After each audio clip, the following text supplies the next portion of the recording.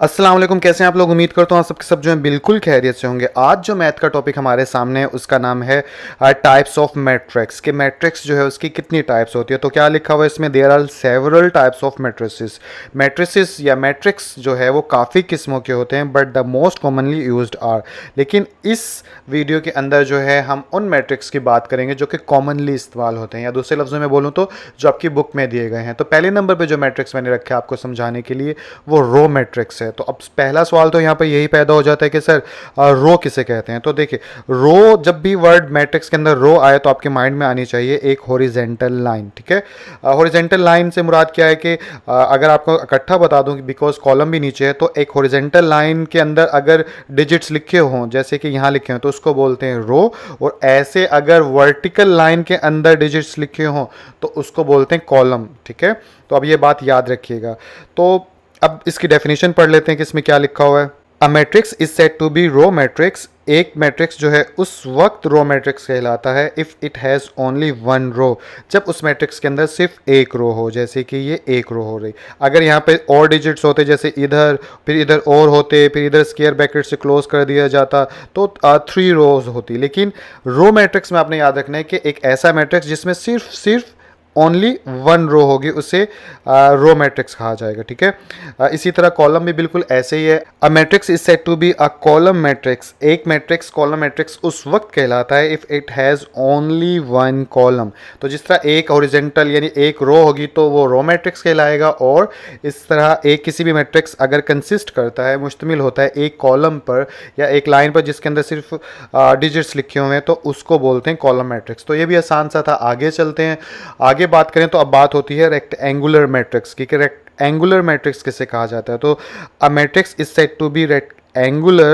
कोई भी मैट्रिक्स जो है उस वक्त रेक्टेंगुलर कहलाता है इफ़ द नंबर ऑफ रोज, यानी कि उस मैट्रिक्स में जो रोज की तादाद है इज़ नॉट इक्वल, वो बराबर ना हो किसके, नंबर ऑफ कॉलम्स। यानी कोई भी एक ऐसा मैट्रिक्स है जिसमें रोज की जो तादाद है और कॉलम्स की जो तादाद है वो इक्वल ना हो, उसे रेक्टेंगुलर मैट्रिक्स कहलाते हैं। मिसाल से इस बात को समझने की कोशिश करते हैं। देखें, इसके अंदर कितनी रोज है, इसके अंदर 1 2 3 3 रोज हैं, और इसके अंदर कॉलम अगर गिने, कॉलम कितने हैं तो 1 2, तो 3 कॉलम है और 2 रोज है। तो इट्स मीन के यानी कि ये रेक्टेंगुलर कहलाया बिकॉज इनमें दोनों की तादाद मुख्तलिफ है। इसी तरह अगर इसकी बात करूं तो इसमें देखे जाए तो एक रो ये है, एक रो ये है। ठीक है, तो 2 रो है, और कॉलम अगर बात करूं तो 1 2 3 3 कॉलम है। तो यानी रोज और कॉलम्स की तादाद अलग अलग है, यानी कि 2/3 है। ठीक है, तो इट्स मीन के ये भी क्या हो गया, रेक्टेंगुलर हो गया। इसी तरह इसके अंदर देखें तो रोज कितनी है, एक रो है। ठीक है, और कॉलम कितने हैं, 1 2 3 3 कॉलम्स हैं। तो ये भी रोज और कॉलम जो हैं तादाद में या नंबर्स में एक दूसरे से डिफरेंट है, दैट्स वाई कि ये भी रेक्टेंगुलर कहलाएगा। इसी तरह इसके अंदर रोज 1 2 3 3 रोज हैं जबकि एक कॉलम है, तो ये भी क्या कहलाएगा, रेक्टेंगुलर। तो इस तरह आप लोगों को आई होप के रेक्टेंगुलर आसान सी बात है। ऐसा मैट्रिक्स जिसमें रोज की तादाद और कॉलम्स की तादाद मुख्तलिफ होती है रेक्टेंगुलर कहलाता है। ठीक है, तो इसके बाद जो हम स्केयर मैट्रिक्स को देख लेते हैं कि इसमें क्या कहा जा रहा है। A matrix is said to a square. कोई भी मैट्रिक्स उस वक्त स्केयर मैट्रिक्स कहलाता है if the number of rows, के नंबर ऑफ रोज जो हैं उस मैट्रिक्स में इज इक्वल, वो बराबर हों किसके, नंबर ऑफ कॉलम्स। यानी कि किसी भी मैट्रिक्स में जब नंबर ऑफ रोज और नंबर ऑफ कॉलम्स आपस में बराबर होंगे तब वो मैट्रिक्स स्केयर मैट्रिक्स कहलाएगा। एग्जाम्पल में देखें तो देखिए, 2 रोज हैं तो 2 ही कॉलम है। ठीक है, इसके अंदर 3 रोज हैं, और अगर इसको कॉलम्स देखें तो 1 2 3 3 ही कॉलम्स हैं। इसी तरह लास्ट में ये ऑब्जेक्टिव में भी आ सकती है, अगर किसी यानी कि मैट्रिक्स के अंदर एक डिजिट लिखा हुआ है तो उसको स्केयर मैट्रिक्स ही कंक्लूड करते हैं या कंसीडर किया जाता है। ठीक है, तो स्केयर मैट्रिक्स और रेक्टेंगुलर में थोड़ा सा फ़र्क है। क्या फ़र्क है कि रोज़ और कॉलम अगर आपस में बराबर होंगे तो स्केयर कहलाएगा, और अगर बराबर नहीं होंगे तो रेक्टेंगुलर कहलाएगा। आगे चलें तो अब ज़ीरो मैट्रिक्स की बात कर लेते हैं। इसमें क्या कहा जा रहा है, the matrix is said to be zero. कोई भी मैट्रिक्स उस वक्त ज़ीरो मैट्रिक्स कहलाएगा if all its elements are equal to zero. तो सबसे पहले एलिमेंट्स किसे कहा जाता है, इसके अंदर जो डिजिट्स हैं उनको इंट्रीज भी कहा जाता है और एलिमेंट्स भी कहा जाता है। तो इसमें क्या कहा जा रहा है कि कोई भी मैट्रिक्स उस वक्त ज़ीरो मैट्रिक्स कहलाता है जब उसके अंदर तमाम एलिमेंट्स या इंट्रीज जो हैं वो ज़ीरो के बराबर हों। जैसे आप देखें कि चाहे जितनी रोज़ और कॉलम हों, लेकिन हों सारे के सारे ज़ीरो होने चाहिए, तभी वो ज़ीरो मैट्रिक्स कहलाएगा। ठीक है, तो इसके बाद हम चलते हैं ट्रांसपोज मैट्रिक्स की तरफ कि ट्रांसपोज मैट्रिक्स जो है वो किसे कहते हैं। तो इसकी डेफिनेशन देख लेते हैं। Are matrix obtained by interchanging the rows into columns और कॉलम्स इनटू रोज, कि कोई भी मैट्रिक्स जो है अगर उसके इंटरचेंज का मतलब ये होता है कि उलट, यानी कि रो को कॉलम में बदलना और कॉलम को रो में बदलने को प्रोसेस जो होता है इसको बोलते हैं इंटरचेंज। ठीक है, तो एक ऐसा मैट्रिक्स जिसमें रोज को किस में बदल दें, कॉलम में, या फिर ठीक है कॉलम्स को बदल दो रोज के अंदर, तो उस मैट्रिक्स को कहा जाता है ट्रांसपोज ऑफ दैट मैट्रिक्स, यानी उस मैट्रिक्स का ट्रांसपोज करना कहा जाता है। मिसाल से आपको ये बात अच्छे से समझ में आ जाएगी।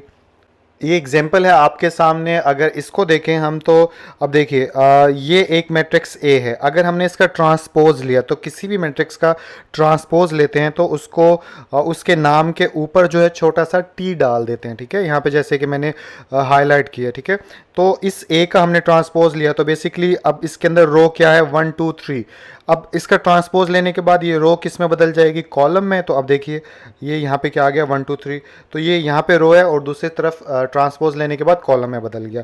इसी तरह यहाँ पर जो है 2 1 0 ये हमारे पास रो है। अगर इधर देखें तो ये 2 1 0 जो है कॉलम बन गया। ठीक है, इसी तरह थर्ड रो कौन सी है, -1 4 और -2। इधर देखें तो ये -1 4 और -2। तो बेसिकली पता क्या चला, किसी भी मैट्रिक्स की रोज को कॉलम में बदल दो या कॉलम को रोज में बदल दो, तो इसको बोलते हैं ट्रांसपोज करना। इसी तरह सेकंड एग्जांपल में देख लीजिए, ये रो थी तो ये हमने कॉलम बना दिया, ये भी रो थी तो ये हमने कॉलम बना दिया। इसी तरह इसमें एक रो थी तो रो मैट्रिक्स है, इसका जब सी ट्रांसपोज इस मैट्रिक्स का लिया तो इस रो को एक कॉलम में बदल दिया। ठीक है, तो इसको बोलते हैं किसी भी मैट्रिक्स का ट्रांसपोज करना, या फिर ट्रांसपोज मैट्रिक्स, ये वाला जो पोर्शन है ये ट्रांसपोज मैट्रिक्स का कहलाएगा। तो इसके बाद चलते हैं नेगेटिव ऑफ अ मैट्रिक्स के। इसमें क्या कहा जाता है कि कोई भी मैट्रिक्स है उसका नेगेटिव कैसे मालूम किया जाता है। तो let A be a matrix, मिसाल के तौर पे एक मैट्रिक्स है जो कि कौन सा है, ए।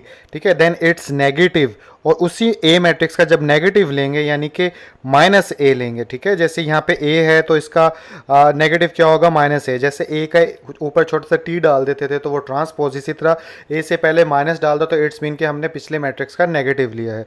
तो अगर कोई मैट्रिक्स a हो और उसका नेगेटिव मालूम करना, तो वो नेगेटिव a जो है is obtained by changing the science of all the entries of a। तो वो जितने भी जिसका हमने नेगेटिव मैट्रिक्स लेना है ना, उसके सारे साइंस बदल देंगे। मिसाल के तौर पे ये मैट्रिक्स ए था, इसके अंदर ए यहाँ पे 1 जो है वो पॉजिटिव है, लेकिन हमने यहाँ पे क्या कन्वर्ट कर दिया, नेगेटिव में। इसी तरह ये -2 है तो यहाँ पे कन्वर्ट हो गया यानी कि पॉजिटिव में, यानी माइनस था तो प्लस में हो गया। इसी तरह यहाँ प्लस था तो ये माइनस में हो गया। इसी तरह 4 था तो माइनस में। तो बेसिकली मैंने क्या किया, जितनी एंट्रीज और एलिमेंट्स थे उन सबके साइंस बदल दिए, और साथ में क्या किया कि जिसका भी फॉर एग्जांपल अगर मैं b का नेगेटिव मालूम करना चाह रहा हूँ तो क्या लिखूंगा, -b। ठीक है, तो बस साइंस बदल दो उसके, और उसको बोलते हैं नेगेटिव ऑफ अ मैट्रिक्स। तो अब हम बात करेंगे सिमेट्रिक मैट्रिक्स का, कि सिमेट्रिक मैट्रिक्स जो है वो किसे कहा जाता है। तो देखिए स्क्वायर मैट्रिक्स इज सिमेट्रिक, कि कोई भी स्क्वायर मैट्रिक्स जो होता है वो ही सिमेट्रिक होगा। इससे क्या पता चला कि सिमेट्रिक मैट्रिक्स सिर्फ के लिए शर्त एक चीज़ ये भी है कि वो स्क्वायर मैट्रिक्स होना चाहिए। स्क्वायर मतलब जितनी रोज हैं उतनी कॉलम होने चाहिए। ठीक है, और दूसरी शर्त इसकी क्या होती है, इफ इट इज इक्वल, अगर वो मैट्रिक्स इक्वल होगा किसके, इट्स ट्रांसपोज के। क्या मतलब कि कोई भी स्क्वायर मैट्रिक्स अगर अपने ट्रांसपोज के इक्वल होगा तभी वो मैट्रिक्स जो है वो सिमेट्रिक मैट्रिक्स कहलाएगा। ठीक है, तो मिसाल के तौर पे मैट्रिक्स ऑफ ए जो है वो सिमेट्रिक होगा इफ अगर उसका ट्रांसपोज ले लो तो वो पहले जिसका ट्रांसपोज लिया था ना वो उसके बराबर ही हो जाए। तो मिसाल से आपको अच्छे से समझ में आ जाएगा, जो थोड़ी कमी रह गई है। मिसाल के तौर पर ये m जो है हमारे पास एक मैट्रिक्स है। ठीक है, और इस अब अकॉर्डिंग टू डेफिनेशन इसका मैं ट्रांसपोज लूँ m का, तो मेरे पास दोबारा से यही आंसर आना चाहिए। तो अगर इसका मैं ये नीचे ट्रांसपोज लिया हो एग्जांपल में, ठीक है, तो ट्रांसपोज कैसे लेते हैं कि ये रो थी इसको देखो कॉलम में बदल दिया, ये भी रो थी इसको कॉलम में बदल दिया, ये भी रो थी इसको भी कॉलम में बदल दिया। तो बेसिकली नीचे जो है हमने क्या साबित हुआ कि ट्रांसपोज ले लिया। अब ट्रांसपोज लेने के बाद भी नंबर्स वैसे के वैसी इंट्रीज हैं। देखिए 1 2 3 यहाँ है, यहाँ पे भी 1 2 3 है, यहाँ पे 2 1 4 है, यहाँ पे भी 2 1 4 है, यहाँ पे 3 4 0 है, यहाँ पे भी 3 4 0 है। तो ट्रांसपोज लेने के बाद बिकॉज ये सेम है इसीलिए 10 लिहाजा m is a symmetric matrix, के m जो है वो क्या कहलाएगा, सिमेट्रिक मैट्रिक्स कहलाएगा। तो ठीक है, आई होप ये आपको समझ में आ गया होगा। एक और एग्जांपल भी है कि जिससे आपको और अच्छे से क्लियर हो जाएगा। ये A मैट्रिक्स है और ये इसका ट्रांसपोज लिया। अब देखिए बराबर नहीं है, इधर 2 1 3 है, इधर 2 -1 और 3 है, तो इट्स मीन आपस में इक्वल नहीं है, तो इसीलिए is not equal to A, इसीलिए ये सिमेट्रिक मैट्रिक्स नहीं कहलाएगा। तो सिमेट्रिक मैट्रिक्स हो गया हमारे पास। आगे चलते हैं, तो अब हमारे सामने स्क्यू सिमेट्रिक मैट्रिक्स के स्क्यू सिमेट्रिक किसे कहते हैं, तो a square matrix A is said to be skew symmetric, कि कोई भी मैट्रिक्स A जो है उसकी पहली शर्त क्या कि वो स्क्वायर होना चाहिए पिछले सिमेट्रिक की तरह, और दूसरी शर्त क्या है कि वो उस वक्त स्क्यू सिमेट्रिक होगा जब के जिसका हम यानी कि स्क्यू सिमेट्रिक मालूम कर रहे हैं उसमें उस मैट्रिक्स का अगर ट्रांसपोज लिया जाए वो -a के बराबर आना चाहिए। इस ये बात आपको ऐसे आसानी से समझ में नहीं आएगी, मैं आपको बताता हूँ, ठीक है।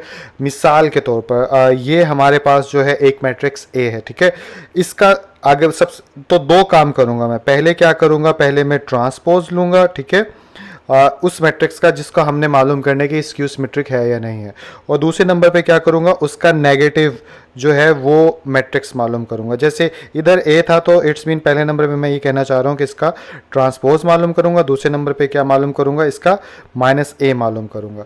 तो इस A का अगर ये और ये मैं दोनों मालूम कर लूँगा और उसके बाद यानी कि इसका आंसर और इसका आंसर सेम आएगा, यानी कि A ट्रांसपोज अगर आ गया -a के, तो उस सूरत में ये कहलाएगा, ये वाला A जो है ये क्या कहलाएगा, ये कहलाएगा हमारा स्क्यू सिमेट्रिक मैट्रिक्स, ठीक है।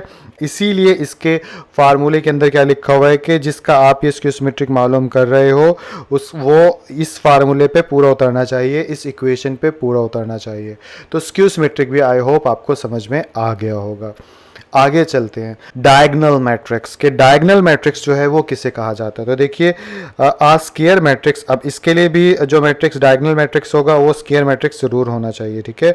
Diagonal matrix A is called a diagonal matrix, के कोई भी मैट्रिक्स A जो है, मिसाल के तौर पर नाम रखा है कि कोई भी मैट्रिक्स A जो है अगर डायगोनल मैट्रिक्स है, इफ एटलीस्ट, तो कम अज कम, ठीक है, any of one of the entries of its diagonal, तो जितनी भी डायगोनल एंट्रीज हैं उनमें से कम से कम एक। तो सबसे पहला सवाल ये पैदा हुआ कि सर डायगोनल एंट्रीज कौन सी होती हैं, तो पहले तो इसका जवाब समझना होगा। तो देखिए ये मैट्रिक्स है ना, तो ऐसे जो एंट्रीज होती हैं उसको डायगोनल बोलते हैं, इधर से ऐसी जो होगी उसको डायगोनल बोलते हैं, ठीक है, ऐसी जो होगी उसको डायगोनल बोलेंगे, इधर से ये, इधर से ये। तो ये जो हाईलाइट मैंने एंट्रीज की है ना, इन एंट्रीज को बोला जाता है डायगोनल एंट्रीज। अब उस ऊपर वाली बात को समझते हैं कि वो क्या कह रहा था, कि कोई भी मैट्रिक्स जो है अगर उसकी डायगोनल एंट्रीज के अंदर कम से कम एक, ठीक है, एक एंट्री इज नॉट जीरो ना हो, and non diagonal entries must be zero, और दूसरी शर्त क्या है कि बाकी जितनी नॉन जीरो डायगोनल एंट्रीज हैं वो सारी जीरो हों। तो अब नॉन जीरो यानी कि एंट्रीज कौन सी हैं, वो ये हैं, ये देखें, ये 3 0, ये 3 0, ये नॉन डायगोनल एंट्रीज कहलाती हैं, ठीक है।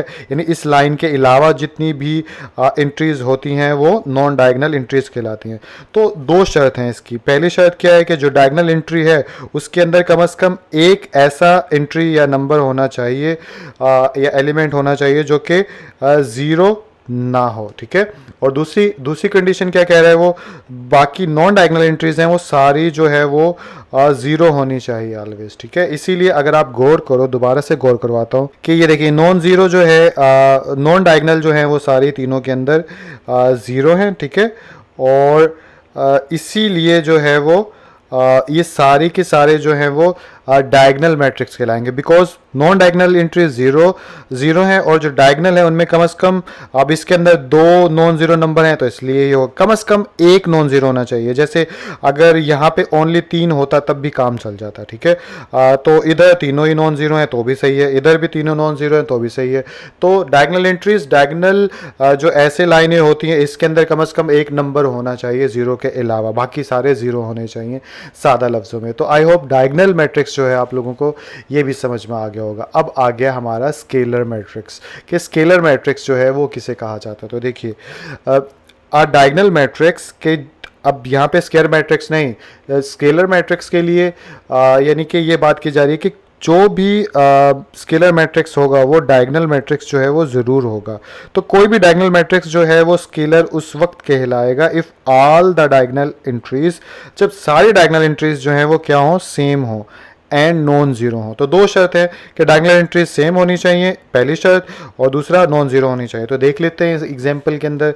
तो देखें ये डायगोनल एंट्रीज हैं और ये सारी की सारी सेम है और जीरो भी नहीं है, तो इट मीन ये ए जो है वो हमारा स्केलर मैट्रिक्स है। इसी तरह बी जो है वो भी स्केलर है, बिकॉज डायगोनल एंट्रीज सेम है और बाकी जो है और डायगोनल एंट्री जीरो भी नहीं है। इसी तरह ये 5 जो है ये भी स्केलर कंसिडर किया जाएगा, बिकॉज इसमें जो डायगोनल एंट्री, बिकॉज एक ही नंबर है तो ये ही डायगोनल एंट्री हो गया, और ये नॉन ज़ीरो भी हो गया, तो ये भी इसलिए स्केलर मैट्रिक्स के अंदर ही शामिल किया जाता है। ठीक है, तो आई होप ये चीज़ भी आप लोगों को समझ में आ गई होगी। तो लास्ट में हमारे पास जो है वो आइडेंटिटी मैट्रिक्स है। आइडेंटिटी मैट्रिक्स किसे कहा जाता है, तो ये भी एक ऐसा डायगोनल मैट्रिक्स होता है, यानी कि diagonal matrix is called identity और यूनिट, यानी इसको यूनिट मैट्रिक्स भी कहा जा सकता है। या आइडेंटिटी मैट्रिक्स ऐसा मैट्रिक्स होता है जिसमें if all diagonal entries are 1, ठीक है, and it's denoted by I, ठीक है, ये आई है ऐसे। तो ये सबसे आसान है कि जितनी भी डायगोनल एंट्रीज, उसमें क्या था कि एक जैसी होनी चाहिए। इसमें ये शर्त कहता है कि जितनी भी डायगोनल एंट्रीज हैं वो होनी ही 1 चाहिए, 1 के अलावा कोई नहीं होनी चाहिए। ठीक है, और इसको हमेशा आई सी जो है वो रिप्रेजेंट किया जाता है। ठीक है, तो इसी तरह सी जो है ये 1 है, तो इट्स मीन आइडेंटिटी मैट्रिक्स कहलाएगा। अब आपसे एक सवाल पूछता हूँ, ये C1 यानी कि इसमें 1 है तो ये आइडेंटिटी है, लेकिन यहाँ पे 5 लिखा हुआ है। ठीक है, तो ये यानी कि इसको मैं मार्कर से, यानी ये 5 है, यानी यहाँ पे C 5 के इक्वल है, ये स्केलर कहला रहा है। लेकिन यहाँ पे आइडेंटिटी में C जो है 1 के इक्वल है, लेकिन ये आइडेंटिटी कहला रहा है। क्यों? आई होप पता चल गया होगा, लेकिन मैं बता देता हूँ। क्योंकि डायगोनल एंट्री में अगर 1 होगा तो वो आइडेंटिटी कहलाएगा, अदरवाइज कोई और नंबर होगा तो वो स्केलर कहलाएगा। तो आई होप आज की ये वीडियो जो है आप लोगों को अच्छी लगी होगी, मैट्रिक्स के बारे में काफ़ी कुछ समझ भी आया होगा, और बाकी इंशाल्लाह आपसे अगली वीडियो के अंदर मुलाकात होती है। अपना बहुत सा ख्याल रखिएगा। अगर ये वीडियोस आपको अच्छी लग रही हैं तो काइंडली लाइक करिएगा इसे, और अपने दोस्तों के साथ भी शेयर करिएगा, और कुछ कहना चाहते हैं तो कमेंट भी ज़रूर करिएगा। अपना बहुत सा ख्याल रखिएगा। अल्लाह हाफिज़। अस्सलाम वालेकुम, कैसे हैं आप लोग? उम्मीद करता हूँ आप सबके सब जो हैं बिल्कुल खैरियत से होंगे। आज हम एक्सरसाइज नंबर 1.2 जो है उसे स्टार्ट करने जा रहे हैं। तो क्वेश्चन नंबर 1 आप लोगों को स्क्रीन के ऊपर नज़र आ रहा है। अगर ये छोटा नज़र आ रहा है या धुंधला नज़र आ रहा है तो अपनी किताब साथ खोल कर रख लीजिए, उसमें क्वेश्चन पढ़ लीजिए और मेरी बात सुनते रहिए। तो क्वेश्चन नंबर 1 के अंदर ये बताया जा रहा है कि फ्रॉम द फॉलोइंग मैट्रिसेस, जितने भी मैट्रिसेस दिए गए हैं इनमें आइडेंटिफाई करना है। क्या आइडेंटिफाई करना है? यूनिट मैट्रिक्स कौन सा है नीचे दिए गए मैट्रिसेस के अंदर, रॉ मैट्रिक्स कौन सा है, कॉलम मैट्रिसेस कौन से हैं, और नल या ज़ीरो मैट्रिसेस कौन कौन से हैं। तो सबसे पहले नंबर पे कौन सा मैट्रिक्स है हमारा? ए। अगर ए में देखें तो क्या है, सारे ज़ीरोज़ हैं। ठीक है, तो अब सारे एलिमेंट्स या फिर सारी एंट्रीज ज़ीरो हैं, तो इसलिए ये क्या कहलाएगा? ये हमारा कहलाएगा नल या फिर ज़ीरो मैट्रिक्स। आई थिंक इसको नल ही पढ़ते हैं, मुझे सही से कंफर्म नहीं है, लेकिन मैं तो इसे ज़ीरो मैट्रिक्स ही पढ़ता हूँ। ठीक है, तो इसको बोलते हैं यानी ए जो है हमारा क्या कहलाएगा? Zero matrix. इसी तरह बी की तरफ चलें तो इसमें क्या है, इसमें जितनी भी एंट्रीज़ हैं वो सारी एक रो के अंदर लिखी हुई हैं। ठीक है, तो बिकॉज इसके अंदर एक रो के अंदर लिखी हुई है तो इसलिए ये हमारा क्या हो जाएगा? ये हमारा रो मैट्रिक्स हो जाएगा। ठीक है, इसके अंदर जितनी भी एंट्रीज़ हैं एक कॉलम की सूरत में लिखी हुई हैं, तो इसलिए ये हमारा क्या हो जाएगा? कॉलम मैट्रिक्स हो जाएगा। ठीक है, तो आई होप पीछे आप लोगों ने डेफिनेशंस जो मैंने बताई हैं उनको अच्छे से समझा होगा, तभी ये चीज़ आपको समझ में आएगी, वरना समझ में नहीं आएगी। आगे चलें तो अब डी मैट्रिक्स के अंदर अगर देखें तो यहाँ पे भी 1 है और यहाँ पे भी 1 है, और डायगोनल एंट्रीज़ के अंदर 1 1 है। तो ऐसे में अगर 1 1 होता है तो इसे आइडेंटिटी मैट्रिक्स बोलते हैं। तो ये हमारा आइडेंटिटी मैट्रिक्स हो गया। इसके अंदर एक ही एंट्री और वो ज़ीरो है, तो कोई भी ऐसा मैट्रिक्स जिसके अंदर सारी एंट्रीज ज़ीरो हों तो वो ज़ीरो मैट्रिक्स कहलाता है या नल मैट्रिक्स कहलाता है। तो इसलिए ये भी हमारा क्या हो गया? ज़ीरो मैट्रिक्स हो गया। ठीक है, और एफ़ की तरफ चलें तो इसमें भी कॉलम है, तो ये हमारा क्या हो गया? ये भी कॉलम मैट्रिक्स हो गया। ठीक है, तो आई होप ये चीज़ जो है आपको समझ में आ गई होगी। अगले क्वेश्चन की तरफ चलते हैं। तो अगले क्वेश्चन पर जाने से पहले मैंने सोचा आपको बता दूं कि इसके आंसर आप ऐसे ही मत लिख दीजिएगा। अपनी नोटबुक पे आप इस तरह से लिखेंगे कि A is a null matrix, B is a row matrix, C is a column matrix, D is a unit, और आइडेंटिटी दोनों एक ही मैट्रिक्स के नाम होते हैं, तो कुछ भी लिख सकते हैं। ई इज़ अ नल और F is a column matrix. आप ऐसे यानी कि ऐसे नहीं इसको लिख सकते, ये सिर्फ समझाने के लिए मैंने आपको किया था। ठीक है, अब अगले क्वेश्चन की तरफ चलते हैं। तो क्वेश्चन नंबर 2 आप लोगों को स्क्रीन के ऊपर नजर आ रहा है, जिसमें क्या कहा जा रहा है, from the following matrices identify. जितने भी ये मैट्रिसेस के नाम है नीचे दिए गए मैट्रिसेस में बताइए कि ये नाम किसके साथ लिखना चाहिए। ठीक है, तो मिसाल के तौर पे जैसे नंबर 1 है, ये कौन सा मैट्रिक्स है, इनके अंदर से देख के हमने बताना है। ठीक है, तो मैं नीचे क्या किया है, मैंने नीचे सारे नाम लिख दिए हैं, इनके आगे मैं नंबर लिख दूंगा कि कौन सा मैट्रिक्स कौन सा है। ठीक है, सबसे पहले तो ढूंढते हैं कि कौन सा मैट्रिक्स है स्क्वायर मैट्रिक्स। ठीक है, तो स्क्वायर मैट्रिक्स की बात करें तो सबसे पहले हमें ये पता होना चाहिए कि स्क्वायर मैट्रिक्स कहते किसको हैं। तो ऐसे मैट्रिक्स जिसमें कॉलम्स और रोज की तादाद जो होती है बराबर होती है, उन्हें स्क्वायर बोलते हैं। तो एक तो 3 हो गया, और कौन सा हो गया, 4 हो गया, और इसके अलावा 8 हो गया, बिकॉज इधर भी 3 रोज हैं और 3 कॉलम है। तो 3 मैट्रिक्स यानी 3 मैट्रिक्स ऐसे हैं ऊपर जो कि स्क्वायर मैट्रिक्स कहलाएंगे। इसलिए मैं यहाँ पे क्या लिखूँगा, यहाँ पे लिख देता हूँ एक तो थर्ड का नाम, इसके अलावा फोर्थ का नाम, और इसके अलावा मैं 8 का नाम लिख देता हूँ। ठीक है, उसके बाद रेक्ट एंगुलर मैट्रिक्स कौन से होते हैं, तो डेफिनेशन के अकॉर्डिंग ऐसे मैट्रिक्स जिसमें रोज और कॉलम्स की तादाद मुख्तलिफ होती है, डिफरेंट होती है, उन्हें रेक्ट एंगुलर कहा जाता है। तो ढूंढते हैं ऊपर, नंबर 1 ए जो है वो इसमें 2 रोज हैं और 3 कॉलम्स हैं, तो ये हो गया। इसी तरह ये भी हो गया हमारा रेक्टेंगुलर, बिकॉज इधर 3 रोज हैं और 1 कॉलम है। आगे चलें तो ये भी हो गया हमारे पास। ठीक है, डिफरेंट रोज डिफरेंट कॉलम। इसके अलावा ये भी हो गया, ये भी हो गया, और ये भी हो गया। तो मेरे ख्याल से काफ़ी सारे हैं, तो ये सारे के सारे जो हैं यहाँ लिख लें। क्यों इतने सारे हैं, बिकॉज इसमें भी देखें तो 3 रोज़ हैं और 2 कॉलम है, तो डिफरेंट हैं, तो इसलिए ये सारे लिख लेते हैं यहाँ पर। तो नंबर 1 इधर आ जाएगा पहले नंबर पे, और दूसरे नंबर पे सेकंड आ जाएगा, थर्ड पे हमारे पास 5th आ जाएगा, और इसके बाद हमारे पास 6th भी आ जाएगा, और 7 भी आ जाएगा, और लास्ट में हमारे पास 9 मैट्रिक्स नंबर जो है ये भी आ जाएगा। तो आई होप ये आपको रेक्ट एंगुलर मैट्रिक्स की भी समझ में आ गई होगी। आगे चलते हैं, अब बात करते हैं कि रो मैट्रिक्स इसमें से कौन सा है। तो रो जिसमें एक लाइन या एक ही लाइन में नंबर्स लिखे हों, तो जैसे एक ये हो गया रो मैट्रिक्स, इसके अलावा मुझे नहीं नज़र आता कोई भी। ठीक है, तो यहाँ पे सिर्फ आ जाएगा ओनली 6। इसके बाद कॉलम मैट्रिक्स की तरफ चलूँ तो कॉलम वो होता है जो एक लंबी लाइन में लिखा हो, तो जैसे एक ये है और एक ये है। ठीक है, तो ये 2 कॉलम हो गए, इसके अलावा और कोई कॉलम नहीं है। तो इधर आ जाएगा 2 और 7, तो यहाँ पे लिख दूंगा मैं 2 एंड ये आ गया हमारे पास 7। इसके बाद आइडेंटिटी मैट्रिक्स जो है वो हमने फाइंड आउट करना है। तो आइडेंटिटी मैट्रिक्स कौन सा होता है, जिसकी डायगोनल एंट्रीज जो होती हैं वो 1 होती है। तो ऐसा ढूंढें तो अगर इसमें से कोई मिलता है, अगर देखें तो ये वाला मैट्रिक्स जो है वो आइडेंटिटी मैट्रिक्स है, बिकॉज देखें ऐसे जो नंबर्स लिखे होते हैं वो डायगोनल एंट्रीज कहलाती हैं। तो इसमें 1 लिखा हुआ है, तो इसलिए ये आइडेंटिटी कहलाएगा। तो यहाँ पे एक ही मैट्रिक्स ऐसा है, तो इधर लिख देंगे सिंपल 4। ठीक है, उसके बाद यहाँ पे नज़र नहीं आ रहा था आपको, इधर 4 लिख दिया। लास्ट में 0 मैट्रिक्स कौन सा है, जिसमें सारे एंट्रीज 0 हों, तो वो तो एक ही नज़र आ रहा है आपको, लास्ट वाला। तो इधर आ जाएगा हमारे पास लास्ट में नंबर 9। ठीक है, तो यहाँ पे नंबर 9। तो सफाई आज थोड़ी सी नहीं आ रही, बिकॉज मैं चाह रहा हूँ जल्दी जल्दी रिकॉर्डिंग करूँ आप लोगों के लिए।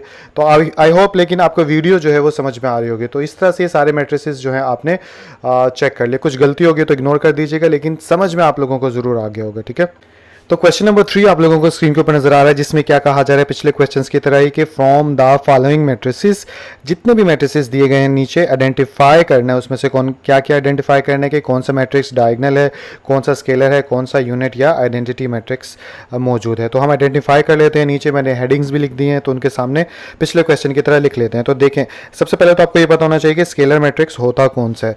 तो स्केलर मैट्रिक्स पीछे डेफिनेशन आपने देखी होगी कि ऐसा मैट्रिक्स जिसकी डायगोनल एंट्रीज जो होती हैं वो एक जैसी होती हैं। ठीक है, और बाकी एंट्रीज जो होती हैं वो 0 होती है। तो अगर गौर से देखें तो मैट्रिक्स ए जो है इसमें डायगोनल एंट्रीज 4 4 है, तो ये एक जैसी हैं, और बाकी एंट्रीज 0 है, तो एक तो हो गया हमारे पास ए। इसके अलावा कौन सा है, इसके अलावा सी भी है। सी में दोनों एंट्रीज एक जैसी हैं, लेकिन अगर दोनों डायगोनल एंट्रीज या जितनी भी डायगोनल एंट्रीज होती हैं एक जैसी हों, बट अगर 1 होगी ना तो वो कभी भी स्केलर नहीं होगा, वो आइडेंटिटी चला जाएगा। ठीक है, इसलिए इसको हम स्केलर कंसीडर नहीं कर सकते।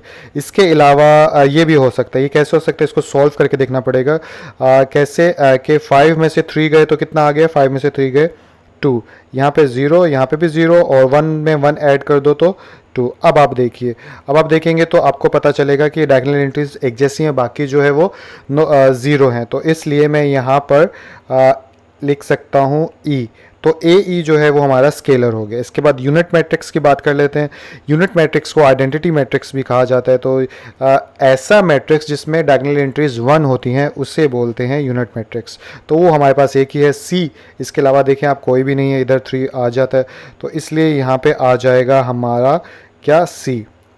इसके बाद लास्ट में डायगोनल मैट्रिक्स की बात कर लेते हैं। डायगोनल मैट्रिसेस कौन से हैं इसमें, तो अगर आप गौर से देखें, डायगोनल मैट्रिक्स पहले कहते किसको हैं, ऐसा मैट्रिक्स जिसमें जो डायगोनल एंट्रीज होती हैं उसमें एक नंबर जो है कम से कम नॉन ज़ीरो हो, वो डायगोनल होता है। तो ऐसे में आप देखते हैं कौन कौन सा है।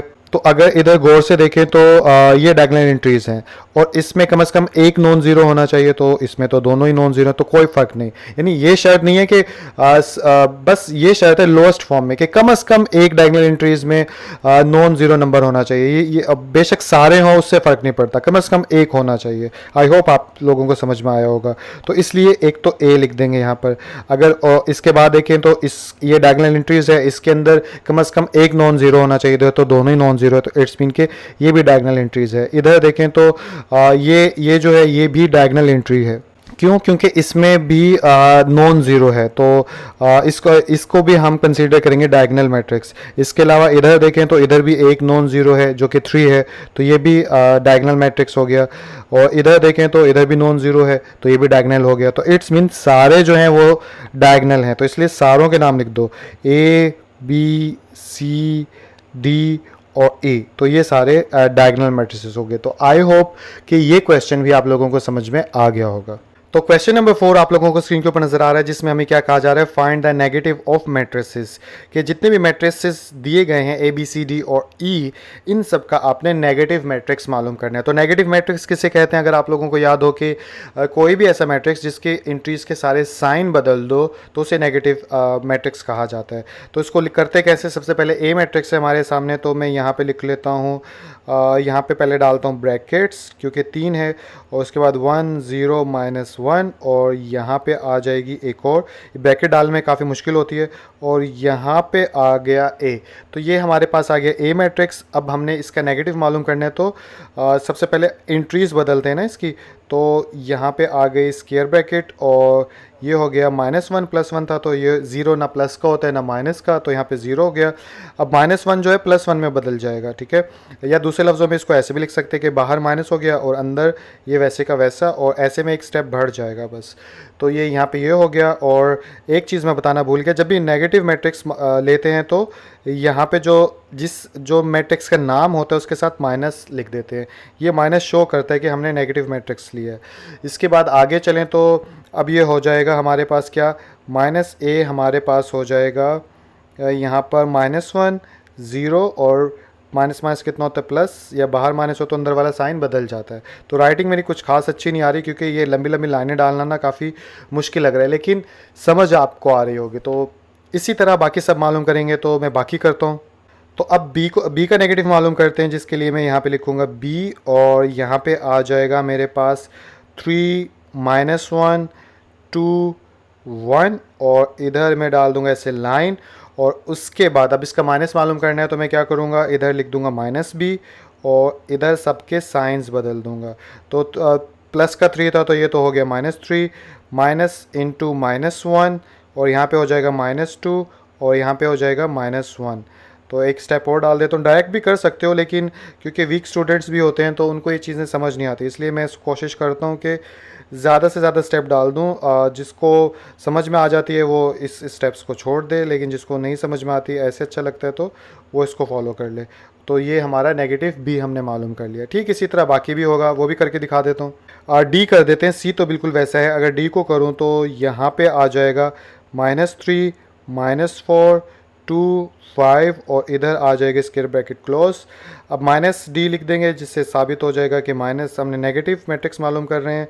और यहाँ पे आ जाएगा माइनस बाहर, तो अंदर -3, क्योंकि सबके साइन बदलने हैं। प्लस तो लिखते नहीं है तो ये ऐसे भी चल जाएगा।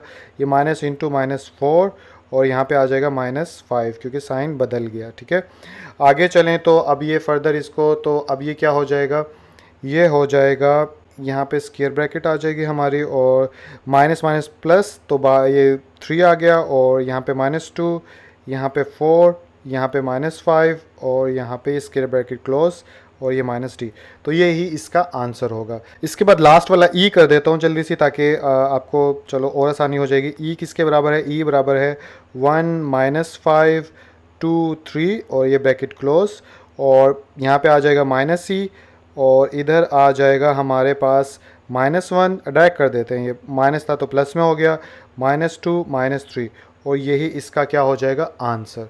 तो आई होप क्वेश्चन नंबर 4 भी आसान सा था, समझ में आ गया होगा। तो क्वेश्चन नंबर 5 आप लोगों को स्क्रीन के ऊपर नज़र आ रहा होगा, जिसमें क्या कहा जा रहा है? फाइंड द ट्रांसपोज, कि आप ट्रांसपोज मालूम करो of each of the following matrices, जितने भी क्वेश्चन नंबर 5 के अंदर मैट्रिसेस दिए गए हैं उन सब का। तो सबसे पहला सवाल तो ये पैदा होता है कि सर ट्रांसपोज किसे कहते हैं? तो वीडियो के शुरू में आई होप कि आप लोगों ने समझ लिया होगा, लेकिन फिर भी बता देता हूँ। किसी भी मैट्रिक्स के अंदर रोज़ को कॉलम में बदलना या फिर कॉलम्स को रोज़ में बदलने को बोलते हैं ट्रांसपोज। अब ये मैट्रिक्स नंबर ए है, इसके अंदर एक रो है, सॉरी एक कॉलम है, तो इसको रो में बदल दूंगा तो इसका मैं ट्रांसपोज ले लूँगा।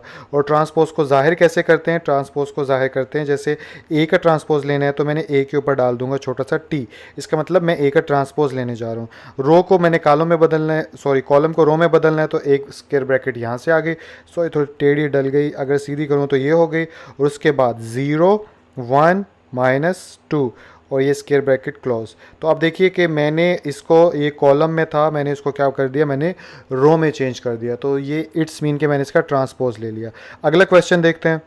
तो बी मैट्रिक्स जो है आपको नज़र आ रहा होगा स्क्रीन के ऊपर। अब ये इसका मैंने क्या करना है? ट्रांसपोज लेना है, तो मैं उसके लिए क्या करूँगा? यहाँ पर बी लिख के इसके ऊपर छोटा सा टी लिख दूंगा, और इसके बाद इक्वल का यहाँ पे सिंबल डाल के, अब रो है तो रो को किस में बदलना होता है? कॉलम में, तो यहाँ पे डाल दूंगा एक स्क्वायर ब्रैकेट, और यहाँ पे लिख दूंगा 5, यहाँ पे लिख दूंगा 1, और यहाँ पे लिख दूंगा -6, और ये कर दूंगा क्लोज। तो बेसिकली मैंने क्या किया? मैंने रो को जो है वो कॉलम में बदल दिया, दैट मीन कि मैंने इसका ट्रांसपोज ले लिया। अगला क्वेश्चन देखते हैं। तो अब आपको स्क्रीन के ऊपर सी मैट्रिक्स नज़र आ रहा है, इसका हमने ट्रांसपोज लेना है, तो मैं सबसे पहले सी के ऊपर छोटा सा टी डाल दूंगा, और जितने भी इस मैट्रिक्स में रोज़ हैं उनको मैं कॉलम में बदल दूंगा, ठीक है। तो अगर मैं बदल के दिखाऊं आपको, तो फर्स्ट में रो क्या थी हमारी? ये थी, ठीक है। तो इसको कॉलम में बदलूंगा तो ये क्या हो जाएगी? ये ऐसे हो जाएगी कि 1 2, ठीक है। और इसके बाद एक रो ये थी, इसको कॉलम में बदलूंगा तो ये हो जाएगा 2 -1। इसी तरह एक रो ये थी, इसको कॉलम में बदलूंगा तो क्या हो जाएगा?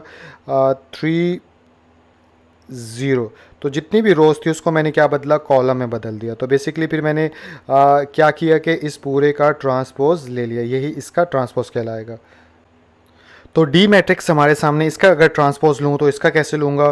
तो सबसे पहले मैं डी के ऊपर टी डाल दूंगा जो कि ट्रांसपोज को रिप्रेजेंट करेगा, और रोज़ को कॉलम में बदल लूँगा। तो ये रो थी, इसको कॉलम में बदलूँ तो ये हो जाएगा 2 3, और इसी तरह ये रो थी, इसको अगर कॉलम में चेंज करूँ तो ये क्या हो जाएगा? 0 5, और यहाँ पे स्क्वायर ब्रैकेट क्लोज, और यही इसका आंसर कहलाएगा। तो ई मैट्रिक्स आपको नज़र आ रहा है, इसका ट्रांसपोज लूँ तो मैं क्या करूँगा? सबसे पहले ई के ऊपर डाल दूंगा टी, और उसके बाद यहाँ पे लिख दूंगा 2 3, और यहाँ पे आ जाएगा -4 5। तो बेसिकली मैंने क्या किया है? अब के मैंने बाद में बता रहा हूँ कि ये रो थी, ये कॉलम बन गया, ये रो थी, ये कॉलम बन गया। तो इस तरह ये भी हमारा मैट्रिक्स कन्वर्ट हो गया ट्रांसपोज के अंदर। तो हमारे सामने एफ मैट्रिक्स नज़र आ रहा है, अगर इसका ट्रांसपोज लूँ तो ये एफ़ के ऊपर छोटा टी डाल दिया, और रो को कॉलम में बदलूँ तो ये रो थी, ठीक है, इसको कॉलम में चेंज करूँगा तो ये यहाँ पे आ जाएगा। इसी तरह 3 4 को ये यहाँ पे आ जाएगा, और यही हमारा आंसर होगा। तो आई होप क्वेश्चन नंबर 5 भी आसान सा था। ये बहुत ज़रूरी है ट्रांसपोज को अच्छे से प्रैक्टिस करना, इसीलिए ज़्यादा मेहनत कर रहा हूँ 1.1 1.2 1.3 1.4 पर, क्योंकि ये अगर जिसको अच्छे से आ गए ना वो 1.5 और 6 अच्छे से आसानी से कर लेगा, ठीक है।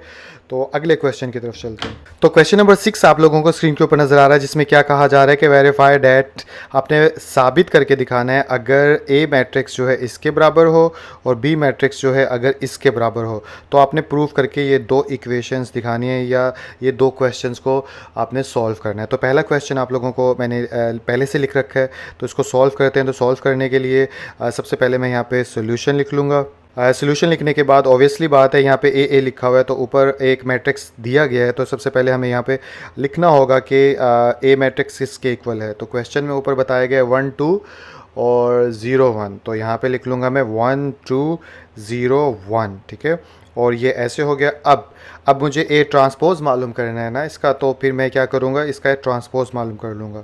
तो यहाँ पे लिखूँगा ए टी, और ट्रांसपोज कैसे हो जाएगा कि जो रो थी वो कॉलम बन गई, नीचे वाली रो जो है वो भी कॉलम बन गई। अगेन से समझ में नहीं आया तो ये रो थी कॉलम बन गया, ये भी रो थी कॉलम बन गया। तो अगला भी मैं ऐसे ही करने वाला हूँ, ठीक है। तो अब क्या करेंगे, हमारे पास ए ट्रांसपोज तो आ गया, बट अगर इधर गौर से देखो तो ए ट्रांसपोज मालूम करने के बाद उसका भी ट्रांसपोज मालूम करना है। तो इसलिए हम इसको दोबारा से इसका ट्रांसपोज मालूम करेंगे। तो मैं यहाँ पे लिखूँगा ए ट्रांसपोज का ट्रांसपोज, और इधर लिखूँगा मैं रो को कॉलम में बदल दो 1 0 2 1, और ये हमारा ए ट्रांसपोज का ट्रांसपोज हो गया। अब गौर से देखिए कि ये है 1 2 0 1 के बराबर, और ए किसके बराबर है, अगर ए की तरफ रखूँ यहाँ पे, ये देखें 1 2 0 1 के बराबर। अगर ये दोनों आपस में एक दूसरे के इक्वल है तो ऑब्वियसली बात है फिर ये ए और ये भी इक्वल हुए। और क्वेश्चन हमारा क्या था, यही तो था कि ये दोनों प्रूफ करके दिखाना था कि ये आपस में बराबर हैं या नहीं है। तो इसलिए अब हम यहाँ पे लिख देंगे hence proved A is equal to A transpose का ट्रांसपोज। कुछ घबरा ना जाए कि ये इधर लिखना था सर और ये इधर लिखना था, एक्चुअली ये दोनों एक दूसरे के इक्वल है, तो कोई भी पहले लिखो कोई भी बाद में लिखो, इससे फ़र्क नहीं पड़ेगा, ठीक है।